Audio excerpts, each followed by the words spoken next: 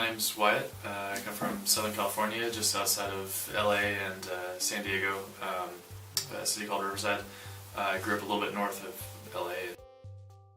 I moved to the Netherlands to work for ASML.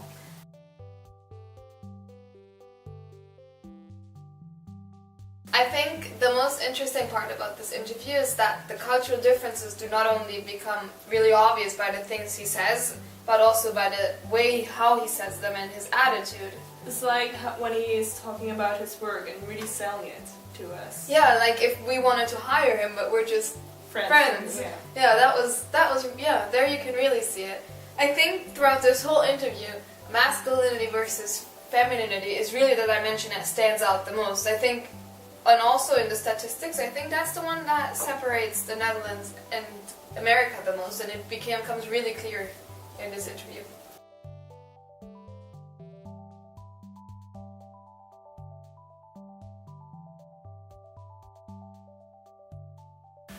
For the most part, I very much enjoy a competitive environment. I'm naturally very competitive, so.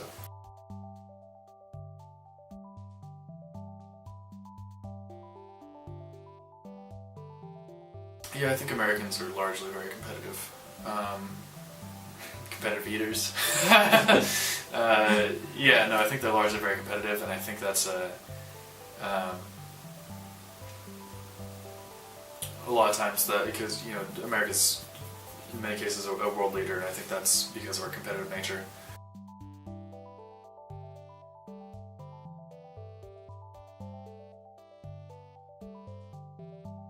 People weren't handling stress very well at ASML, and the Dutch government, the healthcare portion of the Dutch government, I'm not really familiar with it, actually stepped in and told ASML, like, hey, you're actually going to have to pay more because we're getting so many of your people just for stress-related incidents. And I think a lot of it is ASML's in a very competitive market, and they're doing exceptionally well. Actually, they've pretty much blown out the market. So I think it's taking people who were, because the Dutch culture is the American culture, for example, or the American social stratification is like, you have like super rich, and you have like a lot of people really poor, and like the middle class is struggling. But so there's always like the drive for upward mobility, right? So people are always like working hard to move up. The Dutch social structure is sandwiched, right? So like there's like no homeless on the street and everything, which is great.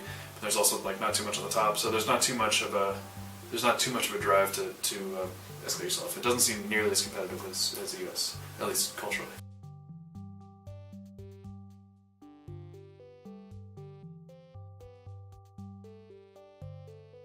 But yeah, so the Dutch culture is much more sandwiched. So I think when you take a company like ASML, which is very competitive and in a very good competitive environment, a lot of time that's very much in line with the American, like, attempting to ambition, that type of thing, competitiveness. So when you lay that on top of a sandwiched social structure, sometimes I think there's a little bit of a mismatch there sometimes, right? So people aren't quite used to. But this is just my take on it. I'm no mental health expert or anything like that. I think what Wyatt says about his work has to do with masculinity versus femininity, because he sees the competitiveness as a really positive thing, and he thinks that because they're so competitive at ASML and in the United States, he even says that too, that's why they're successful.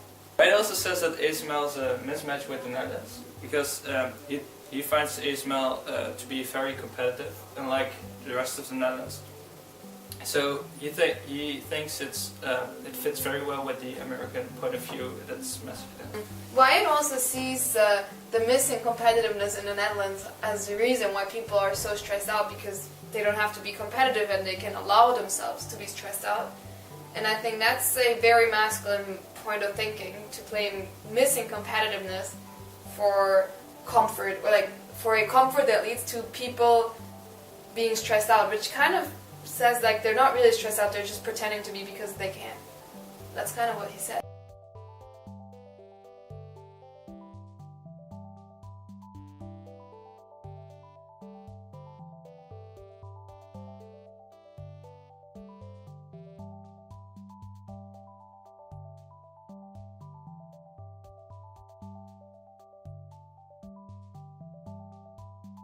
Wyatt mentions that the Dutch people are more stressed than Americans, and I think this could have to do with long-term orientation. Because the Netherlands, they see their whole lives ahead of them, or the whole coming week, or the whole coming month, while Americans maybe only look at what they have to do in the afternoon, or what they have to do today.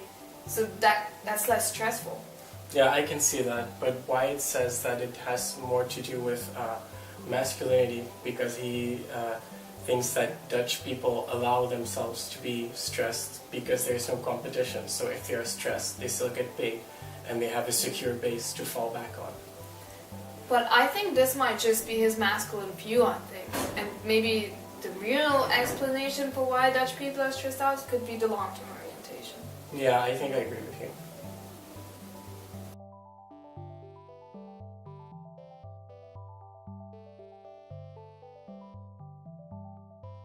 Yeah, so when I first bought my bicycle, I thought I was like, yes, like this is very Dutch that I'm doing this.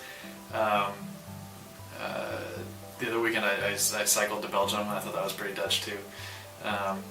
That's hilarious from an American. Like you don't cycle to another. You don't cycle first of all, and then you don't cycle to another country. Like that's not a thing.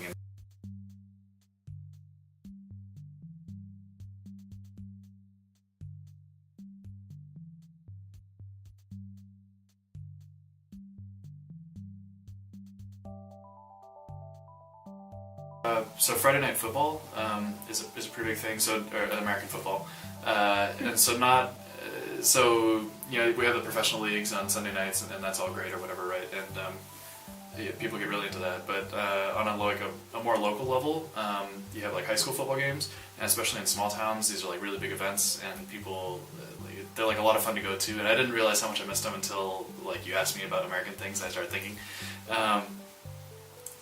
But yeah, they're really cool because like everybody comes out and like you know all the high school kids, either you're friends with them or like you're friends with the parents, and then it's like like little Bobby's a star, quarterback, doing great, and so it's fun to like watch them, and then through the years, and like it's like a good community event that always happens.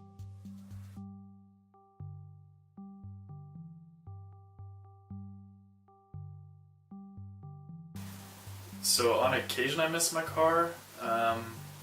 But not as often as I thought I would. So back in the States, I had a car that was pretty fun to drive. We go on fun drives up in the mountains and stuff, and it was a pastime. Driving like that was a pastime. And then completely separate from that was commuting. And so commuting in a car is just awful. But by comparison, the cycling is very nice. So I leave in the morning, and like sometimes it's cold and wet outside. Like, I don't want to cycle. And I don't have any other choice, so I get on my bike.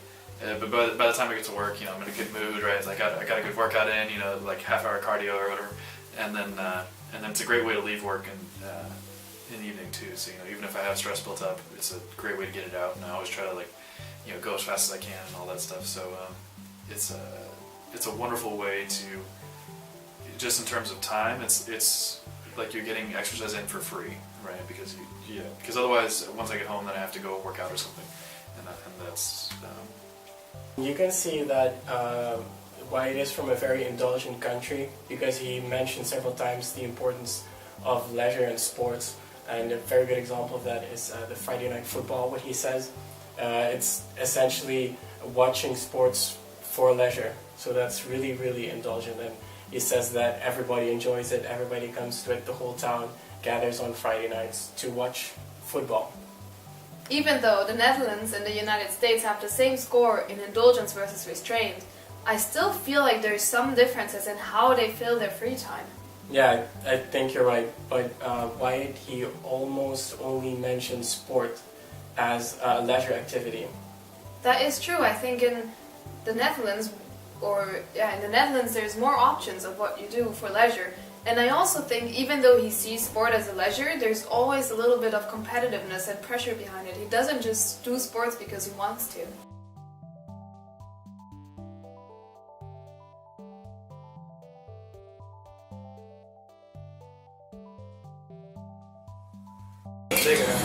Yeah. Here you go, Wyatt!